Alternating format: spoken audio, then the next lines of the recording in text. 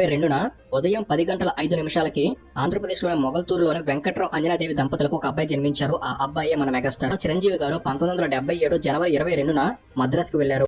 1978 ఫిబ్రవరి 11న రాజమండ్రి దగ్గరలోని గుమ్మడిదొడ్డి అనే గ్రామంలో పునాదిరాళ్ళు అనే సినిమా షూటింగ్ తో స్టార్ట్ అయింది. ఒక్క సంవత్సరంలోనే 13 సినిమాల్లో నటించారు. అలా వచ్చిన మన ఊరి పానవులు సినిమాల్లో కూడా ఆయన నటన అద్భుతంగా ఉండి మంచి పేరును తెచ్చింది. ఇక ఆ తర్వాత డైరెక్టర్ కోడి రామకృష్ణ గారు తన మొదటి సినిమా అయిన ఇంట్లో రామయ్య వీధిలో కృష్ణయ్య సినిమాలో చిరంజీవి గారికి తొలిసారిగా హీరోగా అవకాశం ఇచ్చారు. ఇందులో ఆయన నటనకు గాను మంచి పేరు దక్కింది. ఇక ఆ తర్వాత వచ్చింది అభిలాష సినిమా.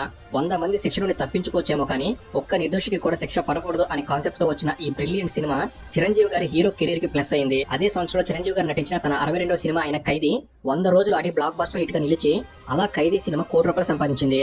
దాంతో చిరంజీవి గారు ఖైదీ సినిమాతో సుప్రీం హీరోగా ఎదిగారు. ఇప్పటి వరకు వచ్చిన సినిమాలు ఒక ఎత్తు అయితే ఖైదీ సినిమా ఒక ఎత్తు. అందుకే చిరు కెరీర్ ని బిఫోర్ ఖైదీ ఆఫ్టర్ ఖైదీగా చెప్పుకోవచ్చు. యాక్టర్ ని ఆవిష్కరించుకునేందుకు కొన్ని సినిమాలు, అలానే ఎక్స్పెరిమెంటల్ గా కొన్ని, కామెడీ సినిమాలు కొన్ని, క్లాసికల్స్ కొన్ని, ఇలా అన్ని జోనర్స్ ని టచ్ చేస్తూ ట్రై చేస్తూనే వెళ్లారు. బాస్ మూవీ అయితే చాలు అది హిట్టా ఫ్లాపా అనే విషయం గురించి ఆలోచించే పని లేదు. ఎన్నో అవార్డులు మరెన్నో ఇండస్ట్రీ హిట్లు ఇది చేయలేదు అని ఎవరైనా వేలెత్తక ముందే దాన్ని చేసి చూపించారు.